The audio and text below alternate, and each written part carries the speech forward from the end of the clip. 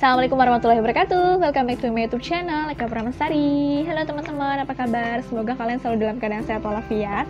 Pada video kali ini, aku mau bahas yang teman-teman banyak banget tanyain ke aku. Ada juga yang aku udah ngalamin nih tanda-tanda yang kamu alamin pas lagi hamil, tapi kok di test pack masih negatif ya. Nah, buat teman-teman yang mau tahu seperti apa videonya atau informasi apa yang akan aku bagikan, keep on watching.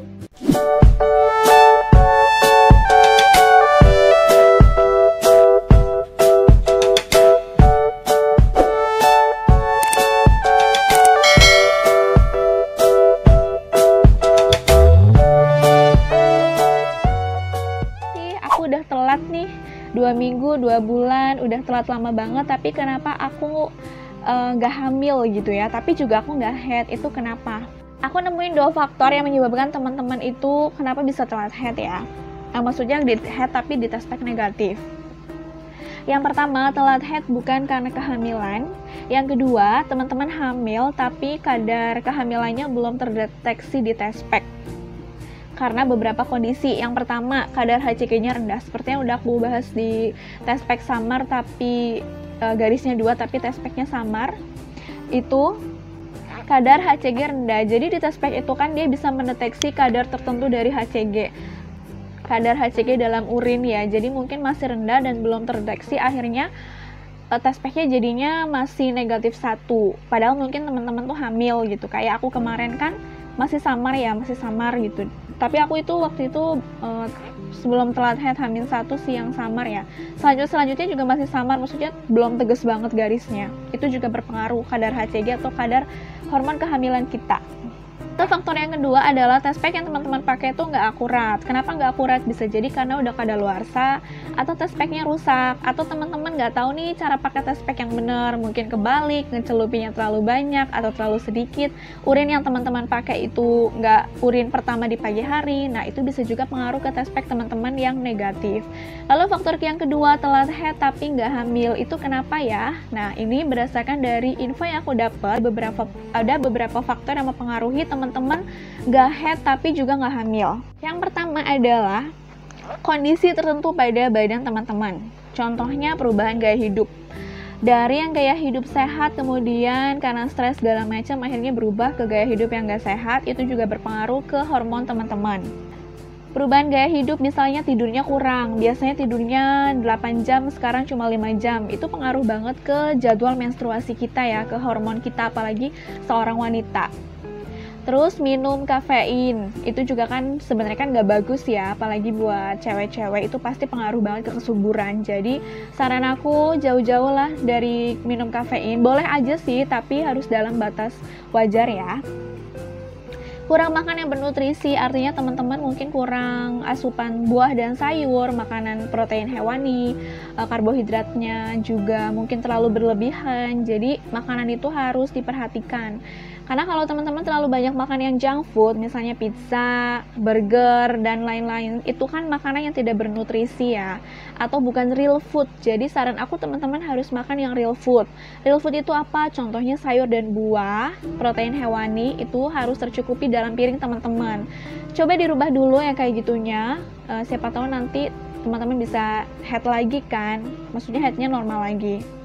Terus teman-teman ngalamin yang namanya stres berat. Nah, stres ini banget berpengaruh ke hormon teman-teman. Kalau aku lagi stres nih ya, lagi stres banyak pikiran, kecapean, itu pasti head aku mundur 1, 2, 3 hari dari jadwal yang udah ada di kalender. Bahkan waktu itu pernah sampai mau seminggu aku nggak head. Aku telat head tapi di test pack masih negatif, itu karena pikiran kapan aku hamil gitu kan. Jadi stres itu sangat berpengaruh sih. Kalau teman-teman misalnya kerja, menurut aku kerjanya jangan terlalu diforsir banget dulu, apalagi buat teman-teman yang ngalamin telat head. Itu nggak boleh banget ya. Aku pernah punya saudara yang dia kerja di dia jadi pembantu rumah tangga nih. Dia ceritanya stres mungkin ya, karena terlalu dipush sama si majikannya, atau mungkin majikannya galak.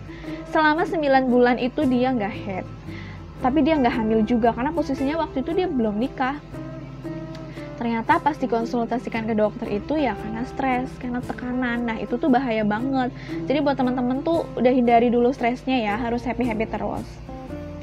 Nah, faktor yang berikutnya adalah terlalu berlebihan berolahraga. Jadi, teman-teman kalau olahraga nih terlalu diforsir, yang biasanya rebahan, tiba-tiba langsung lari, misalnya berapa jam gitu ya, itu juga nggak bagus. Jadi, mulailah olahraga dari sedikit-sedikit. Hari kedua ditambah 15 menit, pokoknya sedikit-sedikit gitu. Jangan olahraga yang berlebihan, sementara teman-teman nggak pernah sebelumnya olahraga.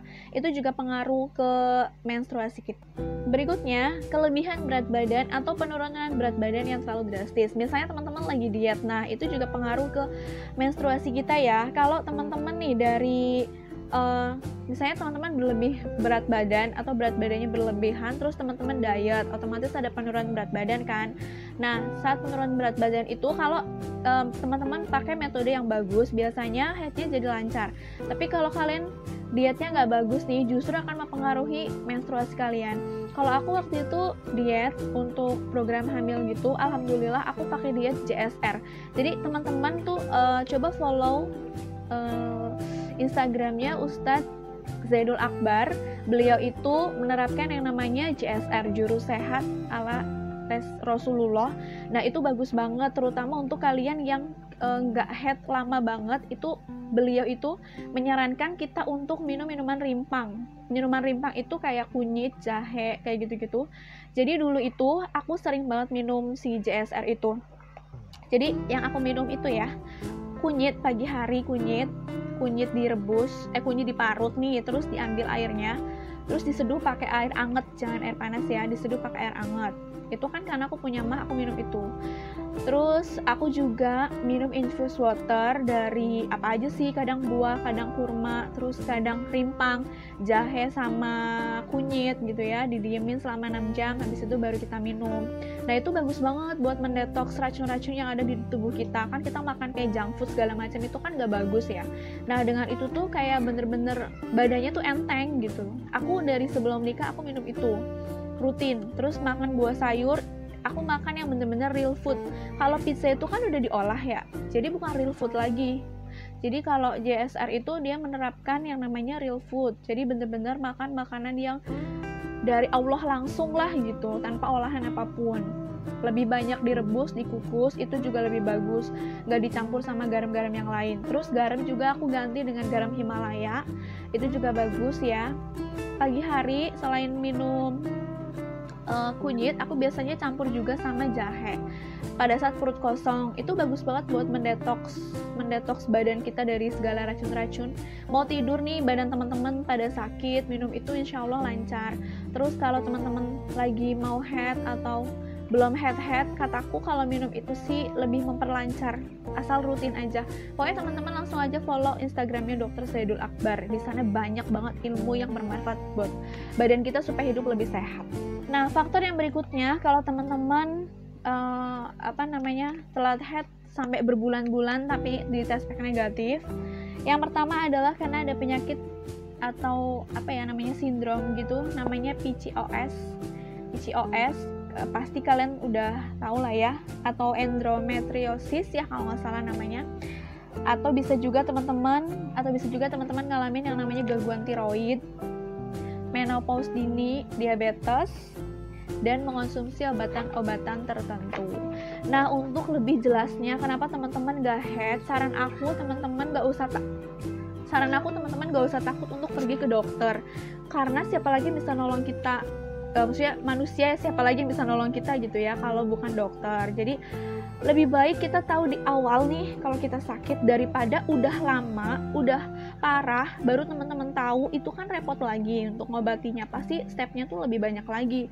Jadi saran aku teman-teman cari informasi gimana caranya supaya teman-teman tuh bisa head lagi. Dan kan kalau wanita kalau nggak head itu kan kayak gimana bisa hamil gitu ya kalau nggak head. Sementara head itu kan memang tanda kalau ada kesuburan lah di badan kita gitu. Jadi saran aku nih buat teman-teman yang udah telat head beberapa bulan apalagi ya, tapi nggak hamil, terus juga dites pack negatif gitu, tapi nggak head juga, berarti kan ada yang bermasalah dengan badan teman-teman, entah itu stres, entah itu pola hidup yang nggak sehat, atau teman-teman mengkonsumsi obat-obatan tertentu. Nah itu wajib banget teman-teman buat konsultasikan, supaya ketahuan nih sakitnya apa, jadinya kan bisa diobati, jadinya bisa teratasi cepat. Nah, kira-kira segitu aja sharing dari aku. Semoga bermanfaat. Pokoknya aku saranin kalian buat follow Instagramnya Dr. Zahidul Akbar. Beliau udah terkenal banget dengan promilnya, dengan jurus sehat Rasulullahnya. Itu insya Allah berefek bagus ke badan kita. Terus juga pokoknya cari-cari tahu gimana caranya supaya teman-teman tuh bisa head lagi. Dan terima kasih udah nonton video ini. Mohon maaf kalau ada salah-salah kata. Terima kasih udah nonton video ini sampai habis. Jangan lupa untuk subscribe channel aku, like, share, dan juga komen di bawah kalau kalian ada pertanyaan ataupun mau sharing-sharing apapun itu. See you next video and wassalamualaikum warahmatullahi wabarakatuh. Bye-bye.